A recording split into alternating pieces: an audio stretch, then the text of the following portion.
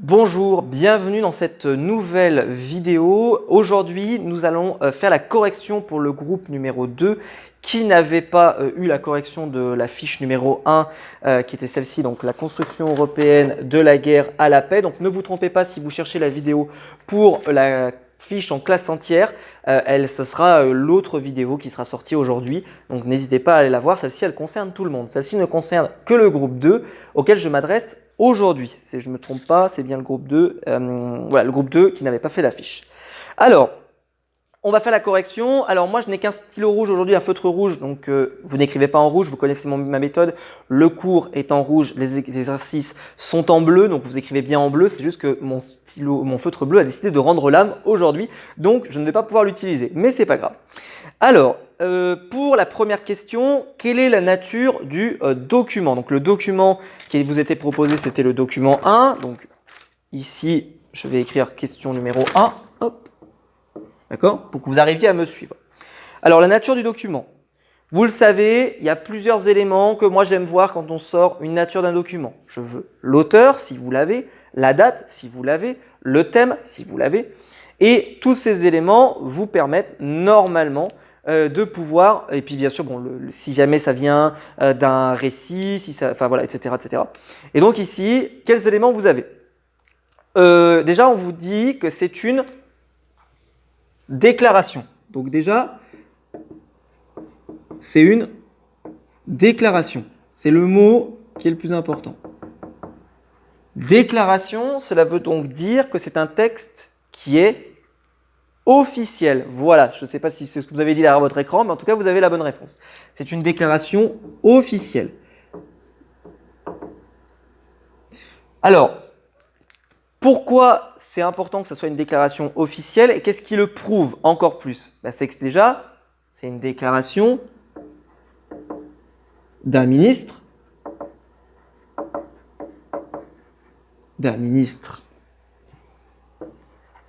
des Affaires étrangères. J'espère que vous m'entendez bien parce que je suis retourné, mais normalement le micro que j'ai mis ici devrait me permettre que je puisse me retourner sans que vous ayez de problème pour suivre le son. En tout cas, je l'espère. Donc le nom du ministre, vous l'avez certainement noté, il s'appelle Robert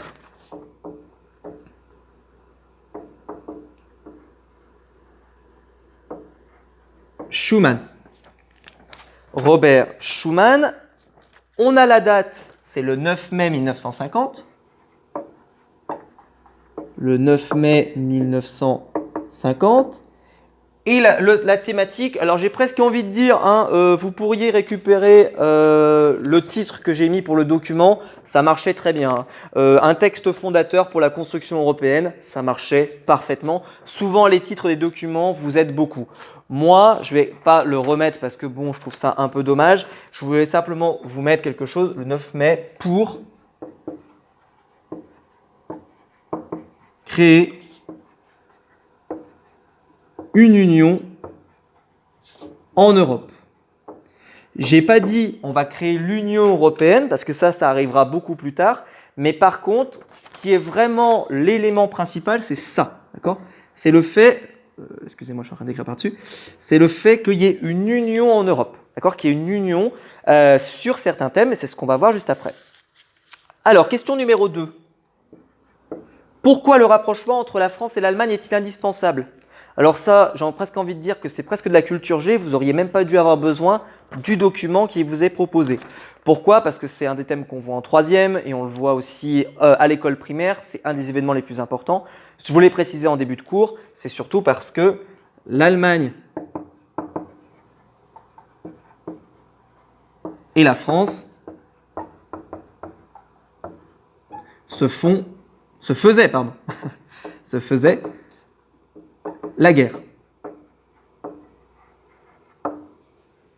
L'Allemagne et la France se faisaient la guerre. Et donc, pourquoi il est indispensable? Se faisait la guerre. 2 points. On veut la paix, bien entendu. On veut la paix.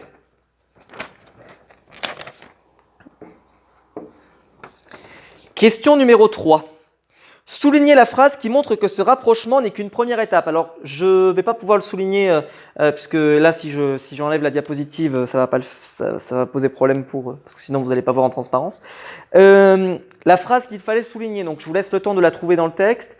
Moi, je vais la dire doucement. C'est « Le gouvernement français propose de placer l'ensemble de la production franco-allemande de charbon et d'acier sous une haute autorité commune, dans une organisation ouverte à la participation des autres pays d'Europe. » Voilà, ça c'était la phrase à souligner, je vous la répète. Le gouvernement français propose de placer l'ensemble de la production franco-allemande de charbon et d'acier sous une haute autorité commune, dans une organisation ouverte à la participation des autres pays d'Europe. Question numéro 4. Quels secteurs seront rassemblés et pourquoi ? Donc les secteurs que vous avez dû identifier, donc déjà il y avait vraiment deux questions, il y avait deux questions. Donc les secteurs en commun sont 2 points. Le charbon et l'acier. Et alors la deuxième question, c'est pourquoi ? Pourquoi on met en commun le charbon et l'acier ? Pourquoi on n'a pas mis en commun, je ne sais pas, la production de denrées alimentaires, donc de denrées alimentaires, ça veut dire tout ce qui permettrait de nous nourrir, je ne sais pas, la production de céréales, la production laitière, etc. Non, on a décidé de mettre ça, le charbon et l'acier. C'est qu'il y a une raison, c'est tout simplement parce que le charbon et l'acier, ça permet de construire des armes, tout simplement. Car cela permet de construire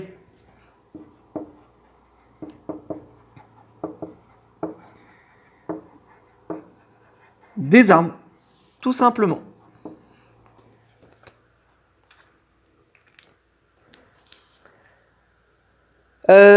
Ensuite, on passe donc à la question numéro 5. Donc là, on change de document. Donc on est passé sur ce document-là. Je vous le montre. Donc c'était la fameuse carte qui vous était proposée ici, où vous aviez l'intégralité des pays qui vous étaient proposés, qui sont les pays, ce qu'on appelle les pays fondateurs de l'Union européenne, enfin, ce qui deviendra l'Union européenne. Alors, on commence. On va les faire dans l'ordre. Alors, quel est le premier pays auquel on pense ? J'ai envie de dire. Il y a quoi ? Nous, la France. Le premier pays. Deuxième pays que je peux vous proposer, la Belgique.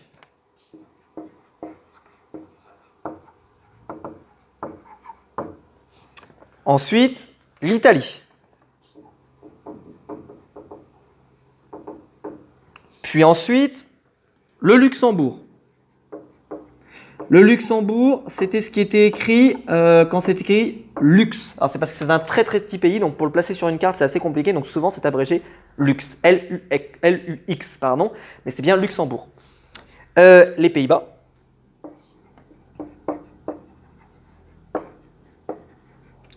Les Pays-Bas. J'essaie de m'écarter, j'espère que vous voyez bien le tableau. Moi, je ne peux pas forcément le voir parce que je n'ai pas de retour. On fait ça un petit peu avec les moyens du bord, mais tout de même. Les Pays-Bas, et il m'en manque un, donc le dernier, qui est bien sûr l'Allemagne. Sauf que l'Allemagne, en fait, vous ne pouvez pas la trouver parce que ce n'est pas écrit Allemagne. En fait, juste en dessous, vous pouvez m'écrire l'abréviation qui est RFA. Alors pourquoi ? Tout simplement parce que l'Allemagne avait été coupée en deux après la Seconde Guerre mondiale. Et donc, il y avait une partie qui était la RFA, qui était la partie occidentale de l'Allemagne, et la partie RDA, qui était la partie qui était plus proche du monde communiste, avec l'URSS. Et cette partie-là a eu un développement complètement à part, en tout cas pendant une longue période, de l'Allemagne de l'Ouest, c'est-à-dire l'Allemagne qui s'est intégrée dans l'Union européenne et qui, elle, a connu un développement économique assez important.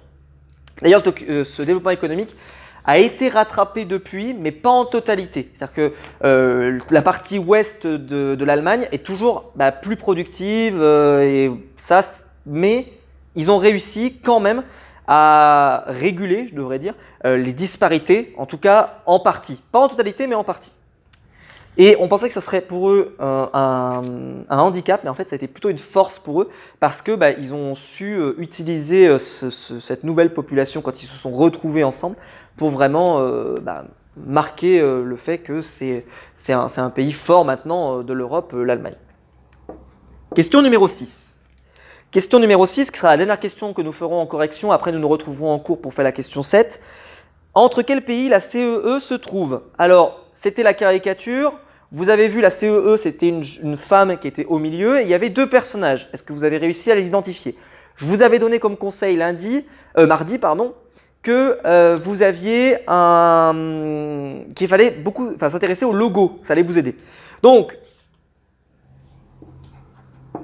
l'Europe se trouve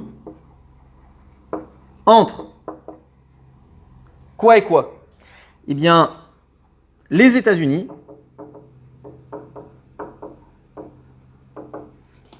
et l'URSS, tout simplement. Hop. Pour l'identifier, vous aviez ici, dans les États-Unis, on le voyait bien, le drapeau américain, qu'on a vu beaucoup ces derniers temps avec l'élection de Donald Trump, enfin l'élection Trump-Joe Biden, et après la fossile qui est l'emblème du communisme et l'emblème de la Russie, enfin de l'URSS, nous ne nous trompons pas, de l'URSS. Voilà. Je pense que je vous ai tout dit. N'hésitez pas si vous avez des questions à me les poser en commentaire. Sinon, vous me les poserez en classe lundi quand on se reverra. Vous, c'est lundi qu'on se voit? Oui, c'est le lundi. J'espère que la vidéo vous aura plu. J'espère que j'aurai été suffisamment clair, que j'aurai parlé doucement. Je m'écarte un tout petit peu pour vous laisser vraiment le temps de pouvoir noter, en sachant que je l'ai dit à l'oral, mais pour ceux que ça peut aider de le voir affiché, n'hésitez pas. Vous pouvez mettre pause à n'importe quel moment de la vidéo, elle reste disponible, donc n'hésitez pas à venir la revoir. Et j'espère que la vidéo aura été claire. Voilà. Je pense qu'on s'est tout dit. Nous, on se retrouve lundi en classe pour pouvoir revenir sur tout ça, faire le point de cours. Donc, n'oubliez pas de venir avec votre stylo rouge et surtout n'oubliez pas de venir avec votre livre d'histoire. Vous le savez, on en a besoin, je ne le répéterai pas, on ne peut plus se prêter de matériel, donc il faut que chaque élève ait son livre et les biens pour que ça ne me pose pas de problème quand on veut redémarrer. Même si là on travaille sur fiche, après on va bien revenir sur le livre, donc amenez-le bien. Voilà, je pense que je vous ai tout dit. La vidéo est sûrement assez longue, comme ça. J'espère que votre confinement se passe bien et j'espère que tout va bien chez vous. On se retrouve lundi dans l'établissement. Merci de m'avoir écouté. À lundi.